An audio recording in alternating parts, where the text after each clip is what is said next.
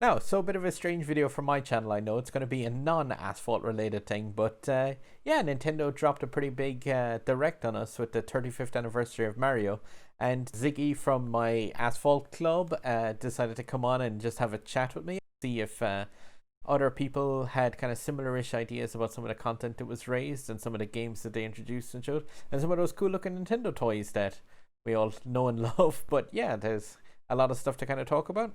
Yeah, and some of the announcements they made have been rumored for a while. Super Mario 3D All Stars, in particular, down to the game, had pretty much been leaked out in advance. So we kind of knew it was coming, but it was the first time we really got to look at it in terms of what the games would look like, how they would run, resolutions, that sort of thing. So we thought it'd be interesting to kind of go through some of those announcements, chat about it a little bit, and kind of the first thing they spoke about was the Game and Watch with the original Super Mario Bros. On it.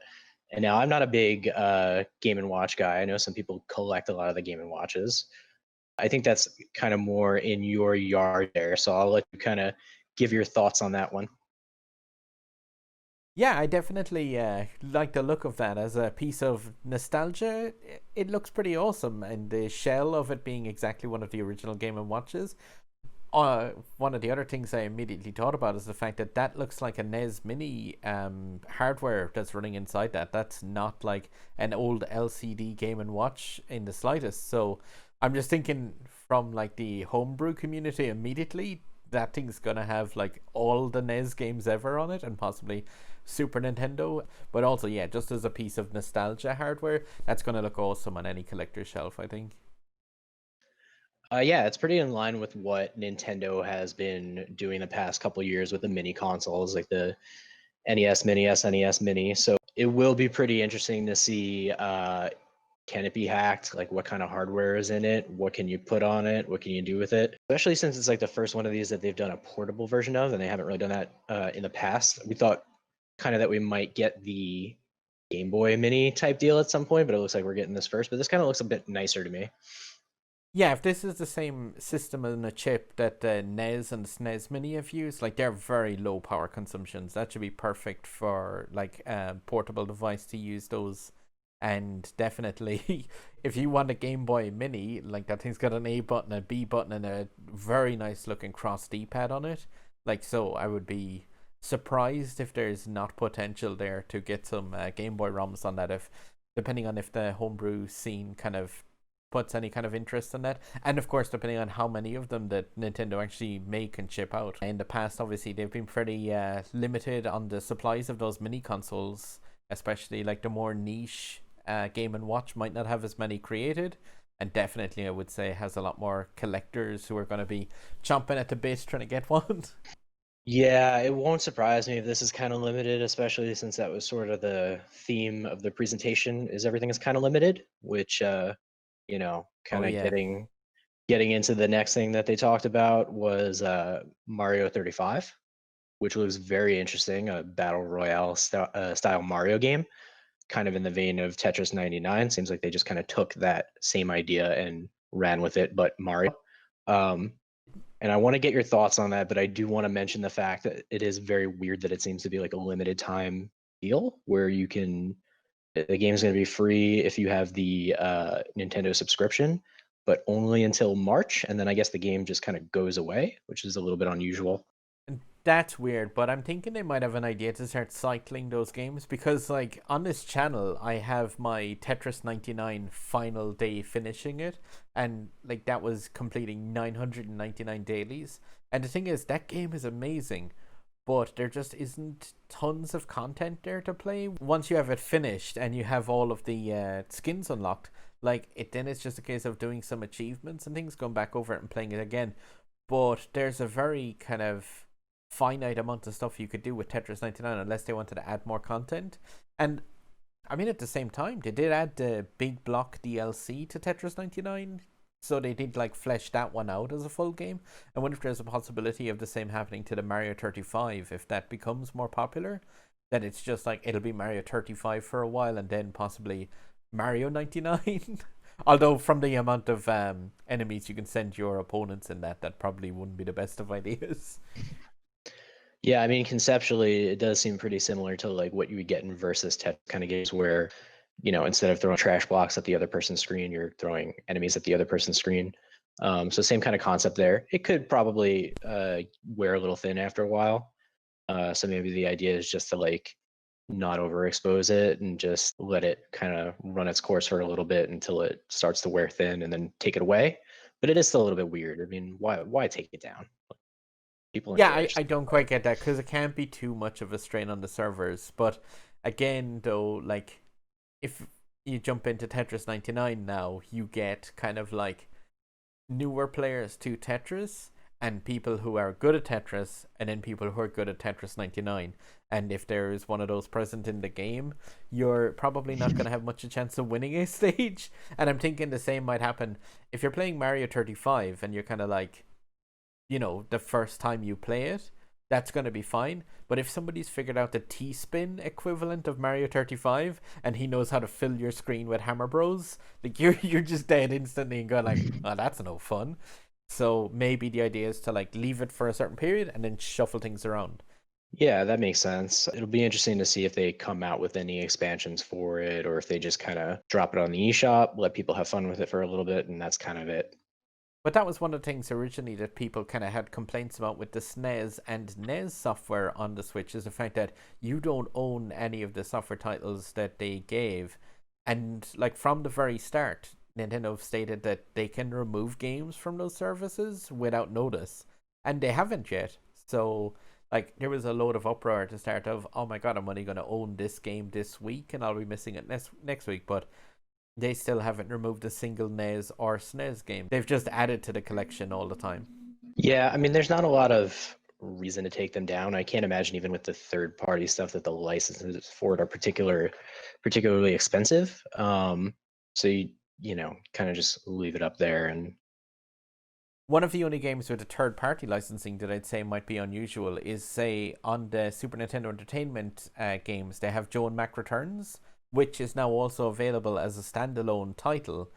So it's a bit on the strange side. It's like, would you buy that standalone game, which I think is about $5.99 or $6.99, or you can get the Super Nintendo version of it included with the software bundle. So I could see them maybe asking Nintendo to like, could you remove that?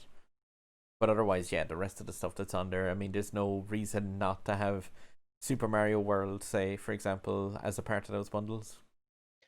yeah, I mean, I don't see why it should be any different than if you were to compare it to like the free games that you get with PS Plus, right? They've given away those Mega Man games for free on PS Plus, and yet at the same time you can still buy them. Which is why I kind of thought it was a little bit unusual that you can't like they won't just put like Mega Man 2 up on the NES service on the Switch, right? Because they're selling it in the eShop. Probably. Same time, it's been free on PlayStation, but I guess they do take it away after some period of time. You only have like 1 month to claim those games, and then that's kind of it. As opposed to like with the NES and SNES services where they just leave the games up indefinitely, at least for now. So yeah, I think we've kind of said all there is to say about Mario 35. So they also showed Mario Kart Live Home Circuit, which was interesting to be sure. Definitely a very different take on Mario Kart, not necessarily for me. I'm a little bit interested to see how that's going to kind of play in the Japanese market because of, the smaller homes over there. Not necessarily a ton of space to kind of be reorganizing your entire living room in order to have Or like these little toy cars zooming around with cameras on them. But it looks like a cool concept. I'm not particularly interested in it myself. It's a little bit too much of a hassle, but I would also say any house that has carpet or any house that has a pet. yeah. Because those things, like I saw it in a video and I was like, wow, that looks amazing. If I was a kid, I could see myself loving that thing. And then I immediately thought, like, I just pictured my cat eating it. And I was just like, oh no, it's chewing the camera off the top of it. As you watch on the Switch screen, as you see like your cat's innards as the camera gets swallowed. So yeah, there was like, it looks cool in that production video where they had a wooden floor that was completely clean, there was nothing on it, and there was no animals or anyone stepped on the car. But that's not going to work in the real world. Yeah, and I don't know if you noticed, but the quality that they seem to be getting out of that camera in the trailer is not going to be the quality of the actual No, camera. There's no way it's going to look that good. not only that, but their entire flat was filled with studio lighting. Like every single place, even underneath the table, was lit up perfectly. And like there is maybe 2 places in my flat that I can use this webcam and I can see my face. So like that's never gonna work in the real world, realistically. I mean, I'm always saying it when they announced the video for Ring Fit Adventure and stuff. I always say, we'll wait and see, because Nintendo are really good when it comes to, man, that hardware looks quirky. But with that, I just looked around my own flat and I see like wires, cables, chairs, dark corners, and a cat that's gonna eat the thing. And I'm just like, ooh, I don't know about this. Yeah, and pricing sounds pretty steep on it too. What was it? $100? I'm guessing €100 by you. So Probably, yeah. that's kind of putting it in very expensive territory where you can basically have 2 new games for that. And just seems like it's going to be pretty limited in terms of like the real world application of it. It looks great in the trailers. Don't get me wrong. I'm not trying to knock it, but I'm a little skeptical of how that one's going to actually play out in a real life scenario. But it's a cool concept. You know, Nintendo's always going to do these quirky things. So I'd rather them experiment and fail than like, just kind of do the same thing over and over again. And the thing is, like Ring Fit Adventure turned out to be really awesome. Like I've played a load of the games and that, and it's incredibly fun. And my initial reaction to it was, what the is this? Yeah, so it'll be interesting with that pricing. $99.99 here in the US. And it comes with, according to this, the game, one RC car, all the cardboard track pieces, which are 4 gates and 2 arrow signboards and a USB charging cable. So just one car that you're getting with that bundle. I mean, that car clearly has a lot of tech inside in it, but yeah, just cardboard pieces and a remote control car for 100. Again, like Nintendo's kind of innovation and stuff has normally been a case of, I always say it, like wait and see how it actually turns out, because it could be really cool. Like I would always be skeptical, but kind of hopefully optimistic when it comes to Nintendo. But yeah, just in terms of the YouTube video that like reveals just the Mario Kart Live itself has 31k likes to less than a k dislikes. So this isn't one where people are like kind of taking a dump on it. Like the general idea is like this looks like it could be really good. So I mean, definitely wait and see, and hopefully people just happen to buy larger houses for to play that game. Yeah, unless I sound like I'm being overly negative about it, it's Mario Kart. It's gonna sell.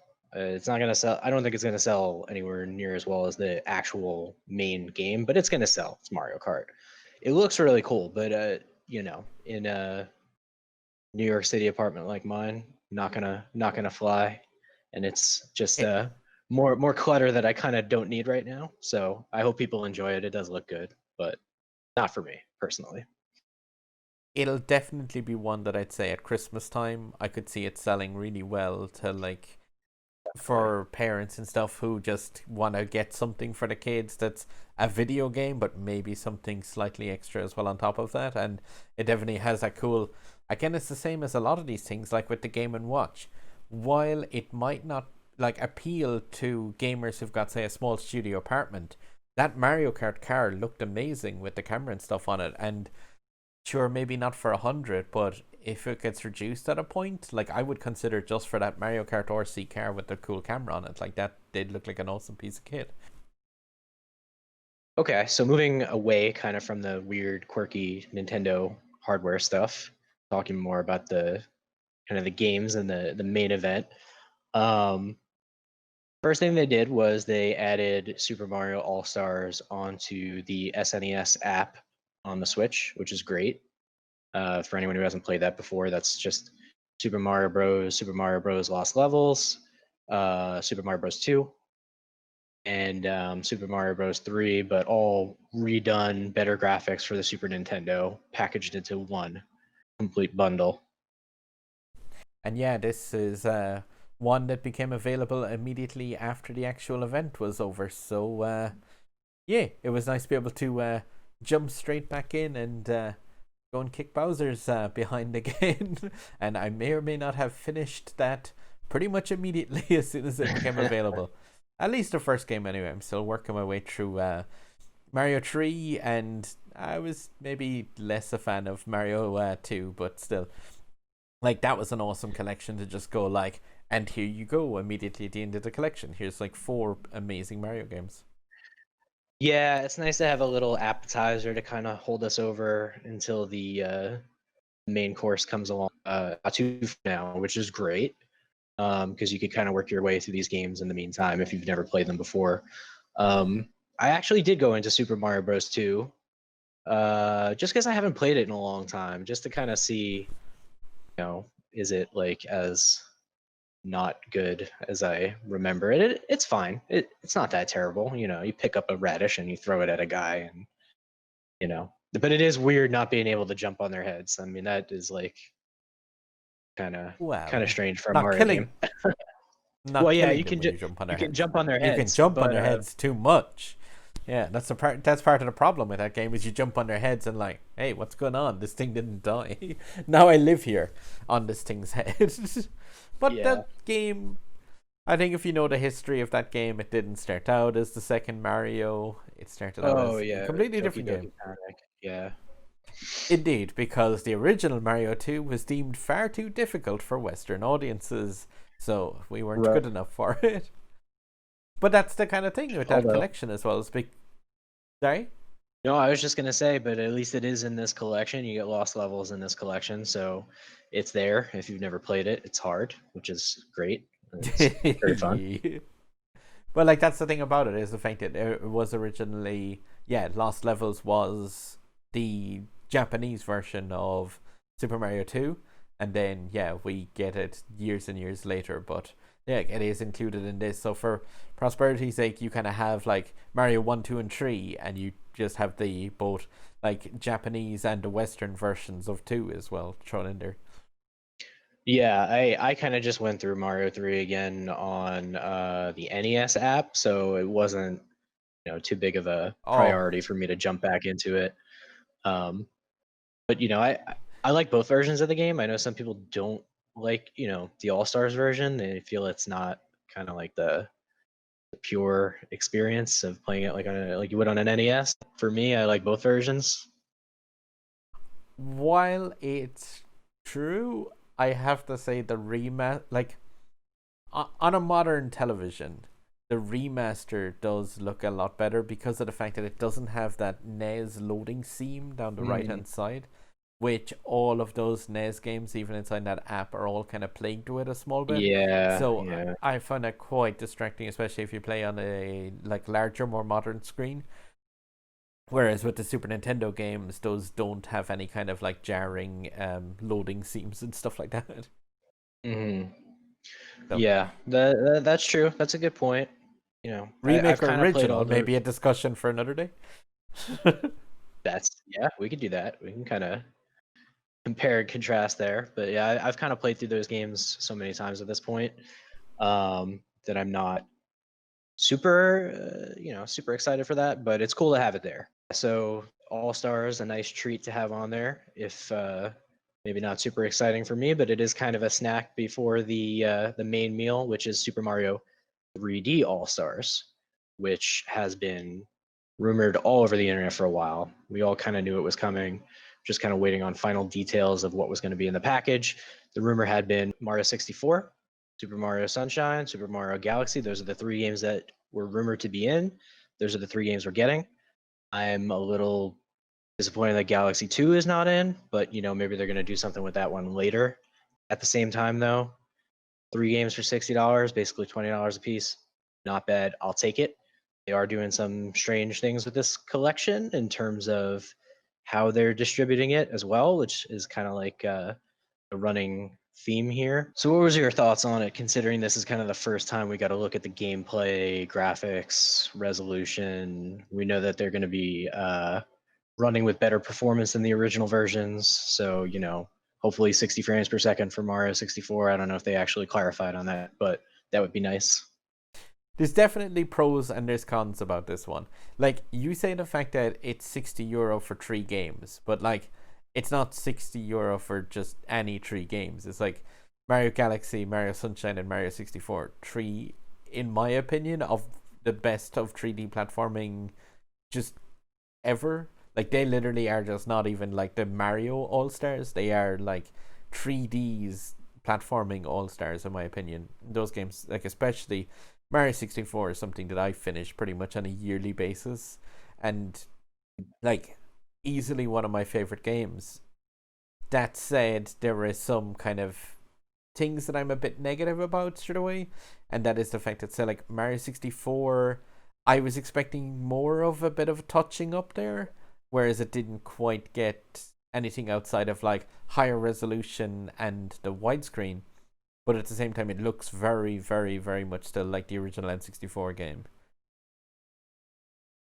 Yeah, it's a little bit light on the features. One of the things that we had kind of talked about before this that I was disappointed about is that there's no inclusion of this guy at all. I know that's going to probably be a little bit of a divisive thing there because some people don't like Mario 64 DS, but it would have been nice to have a way to play it with the, all the characters in it just as an option. So you can play the classic version or you could play the DS version kind of touched up because it does have the nicer character models, does have some changing around of the stars to account for the extra characters. But yeah, that does kind of take away, unfortunately, say like the Mario DS's additional stars that were in that game, as well as the additional characters. One thing though, with relation to extra features, but yeah, I'm not sure if you actually noticed, but on the eShop, they're coming in at just under 5 gigs for the entire collection. Like, obviously, Mario 64 isn't going to be a whole lot of file size. It's going to have to include the emulator and the ROM, just, which you're talking about under 100 megs. But the GameCube game should be around a gigabyte in size for the original GameCube game. And that Wii game, like, the Wii used upwards of 7 gig discs, but I think Mario Galaxy on the Wii comes in just under 5 gigs on its own.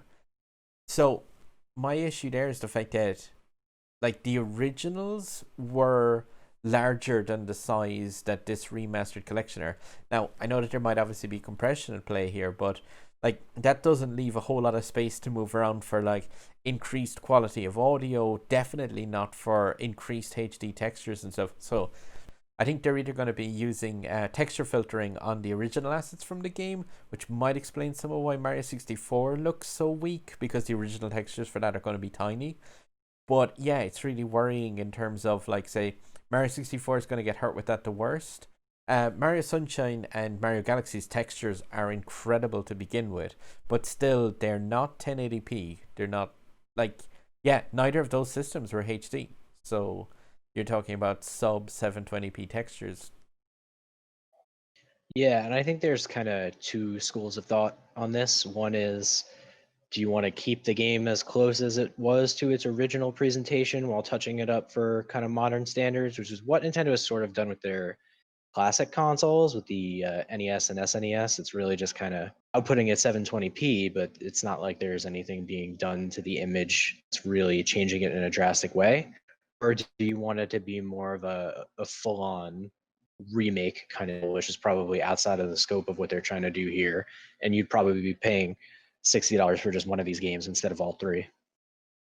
But then say, like, I'm just going to change our background here for a second, just to the yeah, I mean, like, if you look at say the original Super Mario Bros, but as a part of the original Mario All Stars, that's nearly unrecognizable outside of the music and the level design, and well, Mario's very large nose itself.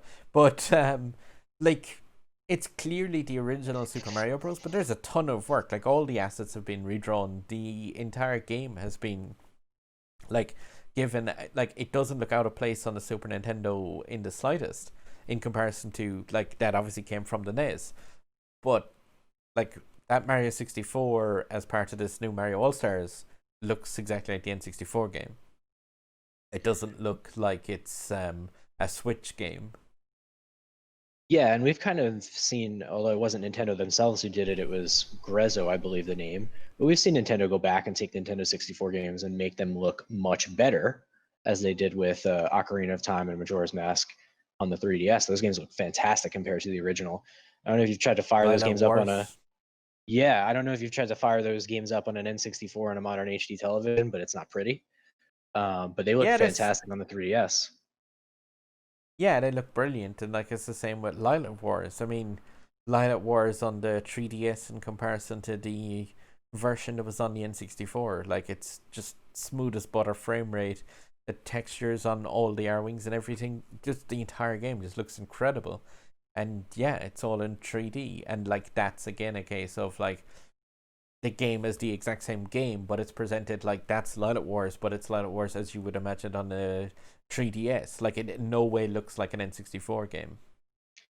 Yeah, I almost kind of feel like something like that with Mario 64, then just go the whole way with it. Make it one release and make it as pretty and as polished as possible.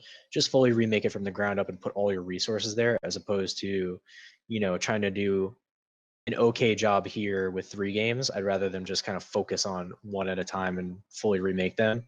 But not, I don't need them all the time, right? Like I'm good with, an HD Zelda remake every 3 to 4 years. It doesn't need to be all the time. I'd like them to bring Wind Waker HD over to the Switch. That would be nice. I think it'll happen eventually. I think that's coming next when we get all the Zelda 35th announcements. We're going to see Wind Waker and Skyward Sword and all that stuff get ported over. But that's a topic for another day. There is one thing that's kind of a small bit sad about this though in a way as well. Quite a lot of people were wondering like when there will be more game systems added to the Super Nintendo and the Nintendo Entertainment System, the built-in Switch applets, and the chance of getting an N64 one of those gets like completely kind of pushed into the background when you have Mario 64 presented almost as just the original N64 game dropped in this package for €60. Like the N64 is a console that has some amazing games, but not a huge amount of amazing games. And Mario 64 would always be the one that's like, it would be a guaranteed like showcase game for that system. So I think the fact that Mario 64 is after appearing in this package just pretty much like ends any I thought that there will be an N64 similar kind of set of games given with the. I'm going to disagree with you there because I'm going to go back to what I was saying earlier. So we know with this collection that it's only going to be available until March of next year, right? So my thought here is that for whatever reason, I really don't understand why they're doing this, because this is going to be a product that would sell, it would sell so much if they just left it on the market. But putting that aside for a second, I think that part of the reason they're doing that is so that they can later reintroduce Mario 64 through whatever N64 app that they're going to have. That's just my theory. That's my speculation. Is that Yeah, this is if your you chance miss to that, own it now, but if you miss it, you're going to have to play it through this app. if you missed that, by the way, during the Nintendo Direct, yeah, not only is the physical version a limited run, the digital version is also a limited run until March of next year. And it does have the statement on it that, like, if you buy it digitally and you delete it from your Switch, you can obviously re-download it at any stage. You'll still keep access to it that way. But if you don't buy it before March, that's it. You're losing your ability to buy that unless you're going to be shelling out for it on eBay. Yeah, and I have a couple theories on why they're doing that. I mean, if you look at the timing of when that's available, it's basically through the holiday season and what's coming out this holiday season, PlayStation 5 and Xbox One X. So if you want to keep the momentum going with the Switch, keep the Switch hot, what better way to do it than with Mario? It's almost kind of like perfect timing that Mario's 35th anniversary happened to coincide with the release of the PS5 and Xbox One and can kind of take some shine off of them. So how do you do that? You release 3 of the most celebrated Mario games of all time in one package for $60. It's going to be a hot seller. Everyone's going to want it. And oh yeah, you can only get it until March. So it's going to sell Switches. I mean, let's be honest, it's going to sell Switches. So one of the other things that'll be interesting to see is how they kind of handle the controls in Mario 64, right? Because we've never really had an official dual stick version of that game before, where you have free control of the camera, which would Yeah, completely that would be a big game changer for that, right? Like the only versions we've had are obviously the original N64 version, where the camera is like notoriously sticky and you have to manipulate it with SC buttons. And then on the DS, you had some manipulation of it with the shoulder buttons and then the touch screen, but you never actually had like a full-on second analog stick to play that game. Maybe there's been ways to do it in emulation. I'm not too sure about that because I haven't messed around with that game too much emulation in a long time outside of like Project 64 way back in the day. But outside of that, yeah, I don't think there's ever really been a way to play that game that way. Yeah, it'd be quite cool to see if there is like different control options, if they have like a classic controls and the option to take advantage of the newer controls, say like not just in Mario 64 but also in say Mario Galaxy. You've got the second player option to point their Wiimote at the screen to shoot some of the star pieces. But I have noticed the fact that it said there is like touchscreen use in Mario Galaxy. So that's probably to do that aspect of the game in terms of just touching to shoot in those star pieces instead. Well, I would think In you'd have terms, to. I was just gonna say, I think you'd have to probably be able to do it with gyro as well, right? Because when you're playing on the TV, gyro would probably be a way to handle that because you have kind of like a pointer aspect to it. And I don't know how you do that sitting in front of the TV outside of using gyro or using the Joy-Cons. That would work because you can kind of use those as pointers. But I imagine you're gonna be yeah, able to play with the Pro Controller as well. yeah, which does have that has a gyroscope inside it as well, so that would be fine. So one other thing on the controls that I was thinking about is this is kind of the first time that we're having like an official GameCube game ported to the Switch, and we have GameCube controllers that work with the Switch. So do you think we'll be able to plug in those GameCube controllers and play Sunshine with them? I don't see any reason why you couldn't. I mean, wait, you can play all the Switch games with the GameCube controller. It'll be more just a case of if they actually have a particular control setup that acknowledges when you have that GameCube to Switch adapter connected, like they do have with Super Smash Bros. Yeah, it's been a while since I played Sunshine, but I do remember it using like the pressure sensitivity in the shoulder buttons, like the analog shoulder buttons. So that's why I was Yeah, like thinking for the about water that because how would control, yeah, you definitely. exactly? So how would you do that with the Pro controller? I'm sure they have a way worked out, but I wonder if you can just put the GameCube controller, hook it up, and have the original feel of the game that way. Yeah, that'd be very strange because not only that, but there's also like the analog for the press on the things, but also that last click that's missing from the like for the digital press at the end of the Eleanor that was on the GameCube. Like that involved shooting out an extra blast of water, wasn't it? If I recall. Yeah, so I mean, the controls are definitely going to be a bit strange across kind of all the games, I think. Like, the N64 controller was notoriously different. The GameCube controller had those analog Eleanor that are going to be missing. And Mario Galaxy was played with the nunchuck and a Wiimote. Like, so are you going to be doing this with your Joy-Cons or your portable Switch? Definitely all strange, and then all have to be considered a second time for the Switch Lite. Yeah, and I know that there was like that port of Mario Galaxy to the Nvidia Shield in China, I think it was. So they've Oh done yeah, it before. I've never played that, obviously. They've done it before, so and they have a way that they've worked out that it could work with like a standard controller. yeah. Hopefully for that game, but like all three of these games have certain control aspects which are gonna have to be like slightly different from the originals, and they're gonna have to be considered. Like they're not going to play exactly as they originally did, but hopefully the Switch Pro controller is like it's versatile, it's really comfortable, so it should hopefully work out quite well. Definitely for Mario 64, it'd be nice playing that with an actual analog stick that doesn't grind and squeak. And one of the other things, just when it comes to the file size of these games and the textures especially, like with Mario 64, and we mentioned emulators and how they've come along in these games in particular for like say, yeah, all three of these systems have been emulated to varying degrees and on various different systems. But one of the things I have to mention is like I do actually have a second Nintendo Switch and I make use of it for homebrewed titles. And on that Nintendo Switch for quite a while has been this familiar looking game, which, yeah, you can kind of see it's Mario 64, which has been on the Switch for quite a while. But of course, it also doesn't look like Mario 64 very much anymore. And that's the point where I'm having slight issues with these ports.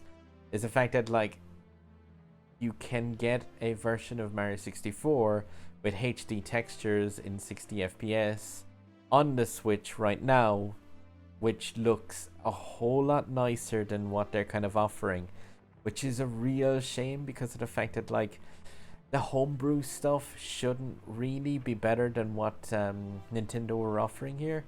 And yeah, with like some little bit of modding, it is possible to get yourself a version of Mario 64, which is yeah, a version of Mario 64, which is pretty much like beautiful looking and a far more full out HD game. Like but yeah, it's just true. So back into the lobby. But yeah, it's definitely it's a strange one when you see like the actual official product from Nintendo is kind of coming up looking a bit worse than the homebrewed options that are available.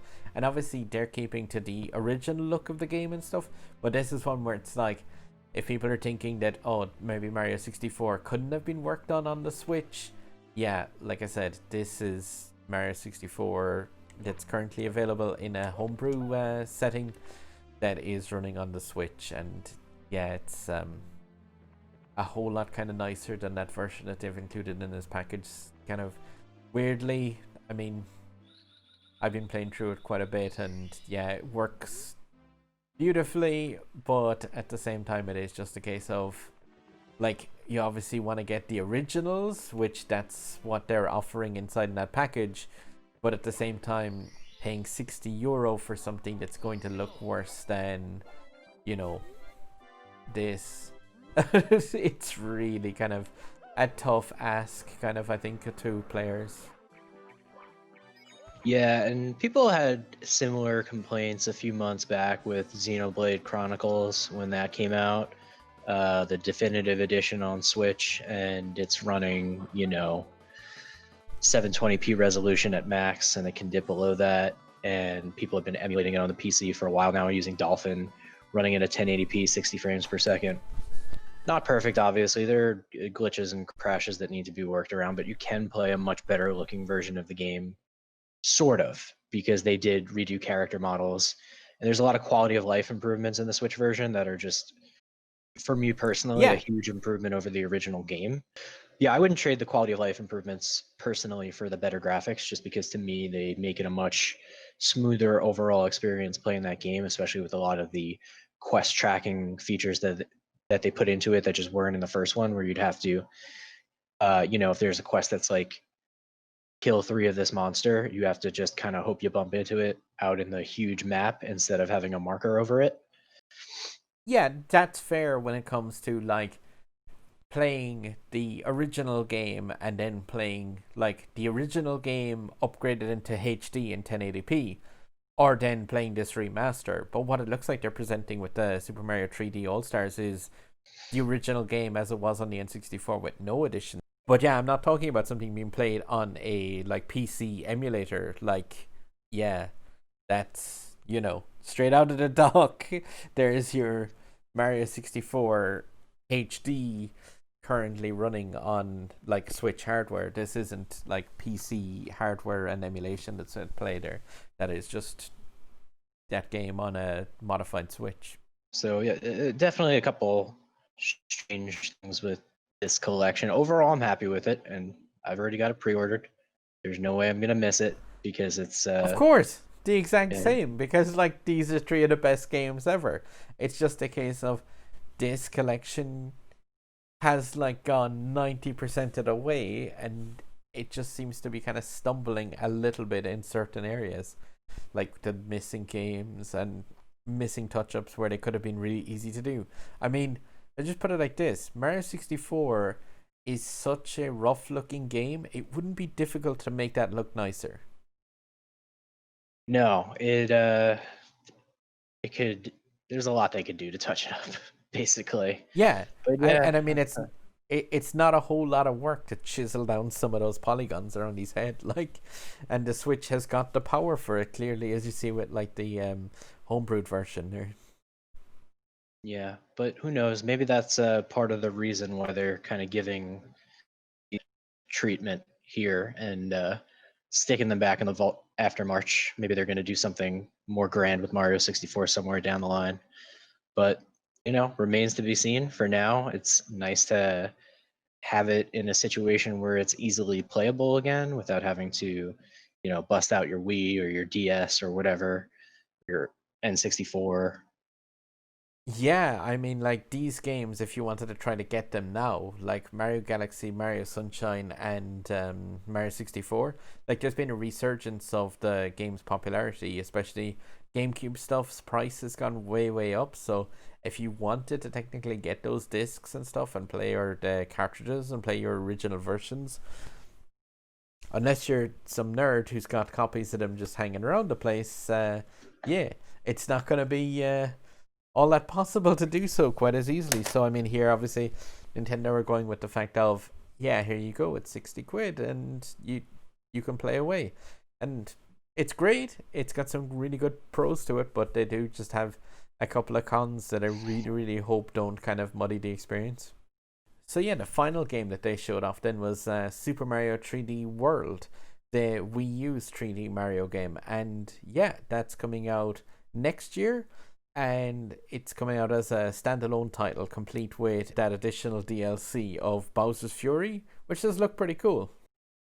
Yeah, I mean, it definitely looks a little bit different from the main game. It has kind of that dark tone to it. What I know about the main game, having not really played it myself, but obviously looking forward to it.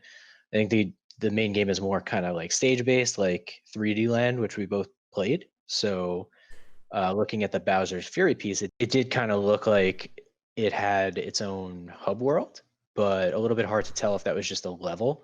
You kind of had Mario out in the open there in what looked like an explorable level. So that'll be interesting if it's more of a new take on what they kind of established in the original game. If you have more of that kind of level-based system in the original, and then you have a hub that's more akin to the like a Spyro game or something like that, where you can roam around the hub and go into levels from there. So it'll be interesting to see. I'm looking forward to hearing a bit more about that. We only got kind of the short teaser there, and they didn't show too much. I think they're kind of trying to draw that one out a little bit more because it's not coming out until February, I believe it was. So But say like this game, like the original version of it that was on the Wii U, like I didn't have a Wii U originally, and this was one of the main ones that I was kind of like, I'd seen the rumors of 3D All Stars, and I'd also seen rumors of this game in the works, and obviously like I was kind of hoping slightly that it might be a part of the 3D All Stars, because for me it was a case of like, yeah, you have the 3D games from the Nintendo 64, the GameCube, the Wii, and the Wii U, but that's not going to be the case now. It's a case of like you get the first three, but the all-starred 3D game from the Wii U is unfortunately an extra €60. yeah, it's full price. No Yeah. surprise there.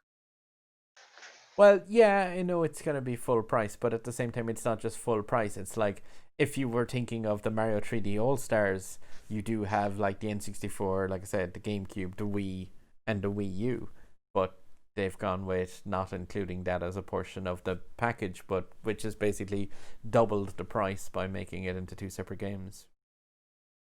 So yeah, and I'm wondering too because if you remember earlier when we were talking about Galaxy 2 not being included in 3D All Stars, I'm wondering if that's the plan for Galaxy 2 because that game was so critically acclaimed. If they're going to do something with that, where they just release it standalone for $60, but it does kind of put you in the situation where you have like these re-releases of 3D Mario games. Three of them in a collection, and then you have one of them that's a standalone, and potentially another one coming as a standalone. So it is a little bit scattered all over the place. It would almost make sense to do it in like two collections if they thought it was too much of a value to throw that many games into one bundle, where maybe where you do one that's 64 Sunshine and Galaxy 1, and then you do another one that's 3D World, 3D Land, and Galaxy 2. You could have two 3D collections there, but for whatever Oh, reason, I guess that's not the route they're going. 3D Land remastered on the Switch would be absolutely amazing. Like that is a fantastic 3DS game, and Hmm. like that was one of the kind of more painful parts about the Wii U for me, is the fact that like I knew from pretty early on that the Wii U was like as good as finished from the second it came out, but I loved 3D Land. Like that was one of my favorite 3DS games. I have it absolutely perfected, like the 5 shiny star profile on my 3DS still. But yeah, when they announced 3D World, I was like, oh man, that looks awesome as a sequel to this like handheld game. And then boom, there it goes as like onto that system that I didn't have. So it kind of stung quite a bit. I never played it once, but I'm really looking forward to playing it. But I'm just hoping that it's got yeah, that it kind of lives up to what I'm kind of expecting from it now. Yeah, and we've been lucky in that there was a lot of games like that where I was like, man, I really don't want to buy a Wii U, but I really want to play this game. And gradually, those games have come to the Switch. Bayonetta 2, Hyrule Warriors, Tokyo Mirage Sessions. Hopefully, at some point, we'll get Xenoblade Chronicles X. They've been coming, and I think they're all going to come eventually because why not? I mean, these are games that you can kind of port over for not too much of a cost, and you'll probably like the Switch version will outsell the Wii U version just because so many more people have a Switch and always wanted to play those games, but they just didn't want to buy a Wii U. It's interesting. There was like a lot of demand for those games, but people were just not going to buy a Wii U for them. Yeah, just exactly like in terms of those the Wii games, even like that might not have been touched on, like the later Wii games like Galaxy 2 for example, which would have sold less because it was in that later half of the Wii's lifespan, and anything that was on the Wii U, like there's no point for Nintendo to leave that software on the Wii U, especially because I mean it was all stuff that was like 720p as a minimum, I think, on that system. So like Mm. it's not going to look too bad. It's not going to require too much work to put it onto the Switch. And I always kind of say it. It's like when people complain, it's like, oh, it's another Wii U port. Yeah, 13 million people had the Wii U. Like, there's already far more than double that have a Switch. So it makes sense to, like, yeah, bring that software forward and, like, fill in the gaps that you've got in the Switch's library with the Mm. old Wii U software that, like, as you can say, statistically, more than half of the Switch players can't have played. But yeah, I'd say that's pretty much covers all the points of the Nintendo Direct anyway that we saw, which was pretty cool. There was some really good like stuff from them, some Nintendo kind of curiosities that we're gonna have to wait and see kind of how it turns out, and some awesome games to look forward to in the next like month, and then at the start of next year with 3D World. So just thanks very much again, Ziggy, for joining me. People left a lot of fairly positive comments about our last video together when we discussed Asphalt and the Jesco event. Quite a lot of people seem to think that was useful. So hopefully the same will have watched through this one to the end. Yeah, hopefully it was entertaining listening to us ramble on about Super Mario for however long this video ends up being. Yeah, that's editing TBD still. But thank you very much for jumping on and actually having a chat here. And like, yeah, like you said, definitely sharing a few thoughts on these games and kind of what to expect on the Switch in the next few months. They're pretty cool. Thanks for having me. Oh, yeah, always a pleasure. And yeah, I'm just gonna point up here for the 2 viewers who are left remaining at this stage. There's a sub button up there. It really, really help it. It really does help out this channel as I'm heading towards the 500 mark. So if you guys would give a click on that, and like I said before, it's just if you've any comments on kind of these videos which are kind of different, because I have somebody to talk to as opposed to talking to myself or the webcam. Just yeah, let us know down below in the comments. And thanks again, Ziggy, for joining me for a chat. I really appreciate it.